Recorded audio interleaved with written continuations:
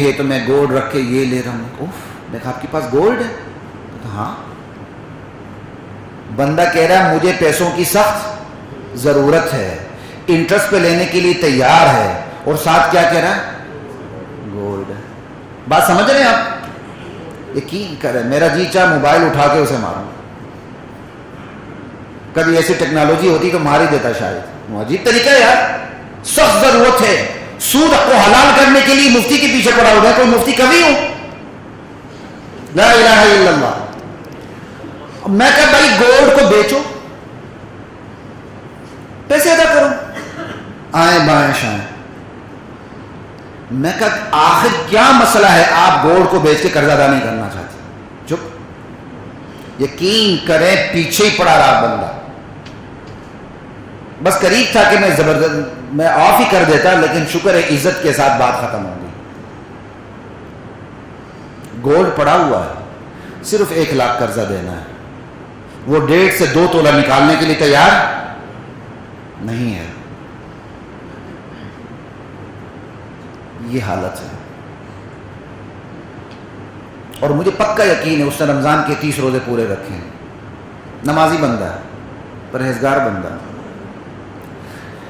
اس لیے علماء سے، مفتیوں سے مسئلے پوچھا کریں، ان سے مشورہ لے کے انہیں گناہگار نہ کریں. خود گناہ کرنا ہے تو کر لیں، آپ کا اور اللہ کا معاملہ پتہ چل جائے گا. مفتی کو درمیان میں نہ گھسیٹیں. یہ تو گناہ بے لذت ہے، یہ گناہ بے لذت ہے. مفتی حلال کو حرام کر سکتا، حرام کو حلال کر سکتا. یہاں آنکھ بند کر کے کسی سے مسئلہ پوچھ لیتے ہیں، سمجھتے ہیں الا بلا بگرد میں ملا. میں نے تو چونکہ ملا سے پوچھ لیا لہذا کل قیامت کے دن ملا ہی جواب دے گا. نہ، اللہ نے عقل دی ہے، اللہ نے شعور بخشا ہے آپ کو، اللہ نے ادراک کی دولت دی ہے آپ کو. کچھ تھوڑے سے اس دماغ کو تھوڑا سا استعمال کر لیا کریں. الا بلا بگردن ملا نہ کیا کریں. بس ملا سے پوچھ لیے سارا ملا کے اوپر نہیں ہوگا، سارا ملا کے اوپر. ملا کے ساتھ میں اور آپ بھی گھسیٹے جائیں گے.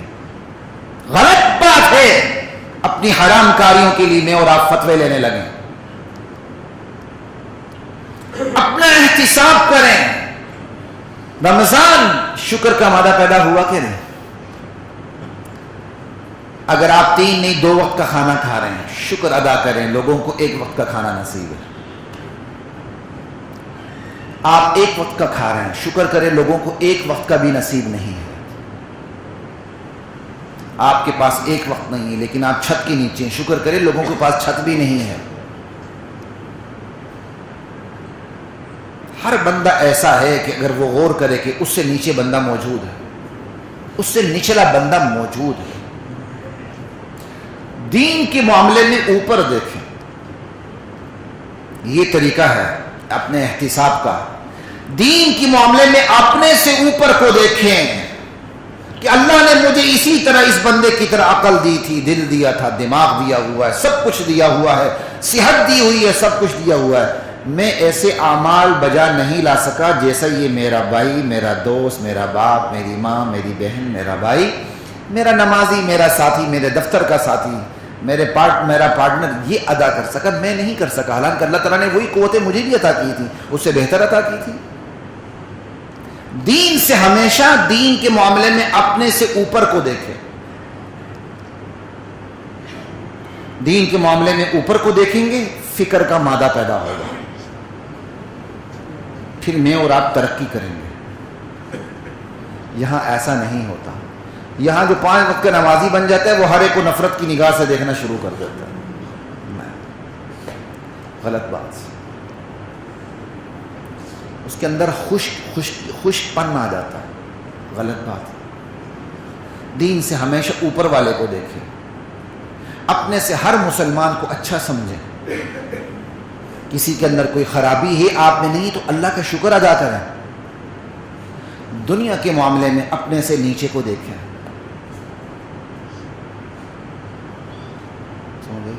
دنیا کے معاملے میں اپنے سے نیچے کو دیکھیں گے شکر کا مادہ پیدا ہوگا. یا اللہ میرے پاس تو یہ، میرے اس بھائی کے پاس تو یہ بھی نہیں ہے۔ رب پورے رمضان میں ہم حلال سے بچ کے ہم نے روزہ رکھا، اب میرے سمیت ہر شخص دیکھے جن کے والدین زندہ ہیں میری طرح، میرے والدین کی طرح، اللہ تعالیٰ انہیں صحت کاملہ عطا فرمائے۔ جن کے والدین زندہ نہیں ہیں، والد یا والد زندہ نہیں ہے، وہ سوچے کہ والد یا والدہ جو جائیداد چھوڑ کے گئے اس میں بہنوں کا حق ادا کیا۔ رمضان ہے نا، حلال سے بچ کے ہم نے روزہ رکھا ہے، حلال سے بچ کے ہم نے روزہ رکھا ہے، اب رمضان کے بعد حرام سے بھی بچنا ہے۔ تو یہ دیکھ لیں بہنوں کی وراثت دی ہے، سوچیں، سمجھ رہی بات؟ نہیں دی، فکر کریں، بہن کو بلائیں، معاملات طے کریں، جس طرح طے ہوتے ہیں اس طرح طے کریں۔ اللہ آپ کو بے یار و مددگار نہیں چھوڑے گا، آپ کا رزق بہن کے اوپر نہیں ہے۔ اگر بہن کی وراثت کھانے کے باوجود بہن زندہ ہے تو بہن کا حق دے کے آپ کیسے مریں گے؟ میرے قریب ترین عزیز، میرے والد نے جب ان سے کہا کہ بہن کو حصہ دینا، تو میرے والد کے قریب ترین عزیز نے کہا میرے بچے کیا کھائیں گے؟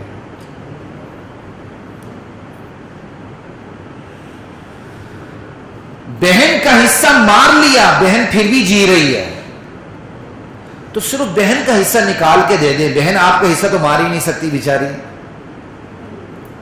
تو آپ کیوں نہیں جیئیں گے؟ کیا بہن رازق ہے آپ کی؟ تو ٹٹولیں، کئی سال ہو گئے، باپ فوت ہو گئے یا ماں فوت ہو گئی، بہنوں کو حصہ نہیں دیا، بلا لیں، ابھی تک آپ جائیداد کھاتے رہیں، دے دیں، باقی کے معاملات بھی طے کر لیں، کیونکہ آج دینے سے معاملات طے نہیں ہوں گے۔ باپ یا ماں 2 سال پہلے فوت ہوئے، ابھی تک جائیداد آپ کے قبضے میں ہے، تو اس کا پروفٹ کہاں جائے گا؟ وہ پروفٹ بھی اس بہن کا حصہ ہے، وہ اپنی طرف سے معاف کر دے، ایک الگ بات ہے، اس کو بٹھائیں، اس کے ساتھ معاملات طے کریں، پھر جو آپ کے پاس ہے پھر اس میں برکت کی شان دیکھے پھر اللہ کی طرف سے۔ برکت 10 مفہوم ہے برکت کے، اللہ کم پہ گزارے کی توفیق عطا فرمائیں گے، اللہ نقصان سے بچائیں گے، اللہ بیماریوں سے بچائیں گے، اللہ جہنم کی آگ سے بچائیں گے، اللہ اولاد کو بے حیائی سے بچائیں گے، اللہ مجھے اور آپ کو بے حیائی سے بچائیں گے۔ یہ سب برکت کے مفہوم کے اندر داخل ہوتے چلے جاتے ہیں۔ ہمت کریں، باپ آپ کا اپنے بہن کو حصہ نہیں دے رہا، باپ کو اللہ کا عذاب، اللہ کا فرمان سامنے کریں، وہ آپ کو سمجھائیں کہ ابا جان ایسے نہ کریں، پھپھی کو حصہ دے دیں۔ دنیا داروں کی بات نہیں کر رہا، دینداروں کی اکثریت بہنوں کو وراثت میں حصہ نہیں دیتی، دنیا داروں کی بات نہیں کر رہا۔ سوات، والی سوات کا میں نے ایک دفعہ میگزین میں، کسی میگزین میں میں نے انٹرویو پڑھا تھا، والی سوات تھا یا اس کا بیٹا تھا، ابھی بھی شاید وہ زندہ ہے، جب سوات اپنے دور میں ایک ریاست ہوا کرتی تھی، کہتے ہیں سارا نظام شریعت پر مبنی تھا سوائے نظام وراثت کی۔ ایکسپشنل کیس وہاں بھی تھا، سوائے نظام وراثت کے۔ معذرت کے ساتھ ہمارے لوگ ادھر کے ادھر کے نمازیں بہت پڑھیں گے، وراثت میں حصہ نہیں دیتے۔ یہاں کی عورت تو پھر بھی اب ڈنڈا لے کے کھڑی ہو رہی ہے وراثت میں حصہ لینے کے لیے، لیکن اب الحمدللہ ہمارے ہاں بھی شعور پیدا ہو رہا ہے، اور یہ میں اپنی کمی سمجھتا ہوں۔ ممبر والا اپنی بہن کو حصہ دے، سامنے والے دیں گے انشاءاللہ۔ ممبر والا اس ممبر پہ بیٹھ کے قومیت کی بات نہ کرے، اس کی بات سننے والا قوم پرست نہیں ہو سکتا۔ ہمارے ہاں قوم پرستی بھی ہے، اس کی وجہ یہ کہ مولوی قوم پرست ہے، ہمارے ہاں وراثت میں حصہ نہیں دیتے ہیں، اس کی وجہ یہ کہ مولوی وراثت میں حصہ نہیں دیتا۔ کیوں مولوی اٹھ کے دوسری قوم کے اندر رشتے ناطے نہیں کرتا؟ جس معاشرے میں مولوی، کیونکہ ہمارے ہاں تو مولوی کا سر رسوخ ہوتا ہے، یہاں کی طرح تھوڑا ہے ایک بندہ گندم پہ گزارا کرے اور مانگتا پھرے. ہمارے یہاں مولوی کا تصور نہیں جو یہاں ہے، وہاں تو فیصلے مولوی کر رہا ہوتا ہے. ہمارے جس ایریے کے اندر مولوی میں یہ چیزیں نہیں ہیں، تعصب نہیں ہے، قوم پرستی نہیں ہے، وراثت میں حصہ دے رہا ہے، وہاں یہ بیماریاں کم ہیں. یہاں ایک آدھ بیٹھا ہوا بندہ، میں دیکھ بھی رہا ہوں اسے کہ وہ خود ایک ایسے علاقے سے، ہمارے علاقے سے، مضافات سے ہیں جہاں کا مولوی بھی قوم پرست ہے، لہذا اس علاقے کے لوگ بھی قوم پرست ہیں. کیوں؟ یہ کام انبیاء کے ورثاء کا ہے، کام سب کا ہے، خصوصیت سے ان کا ہے جو اس شعبے کے اندر موجود ہے. وہ جب قوم پرست ہوں گے، وہ جب وراثت میں حصہ نہیں دیں گے، ان کے سننے والے بھی قوم پرست ہوں گے، ان کے سننے والے بھی اپنی بہنوں کو، اپنی بیٹیوں کو وراثت میں حصہ نہیں دیں گے. لا الہ الا اللہ، لا الہ الا اللہ. اس لیے جائزہ لیں، موٹی موٹی بیماریوں کو سوچیں، بس موٹی موٹی بیماریوں.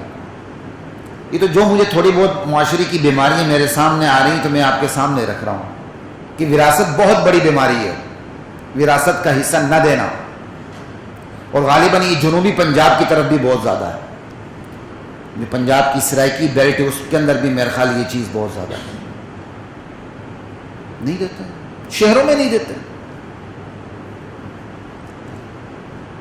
سگا بھائی فوت ہو جاتا ہے، بچے یتیم ہو جاتے ہیں، چچا نہیں پوچھتا، جائیداد ہڑپ کر جاتا ہے.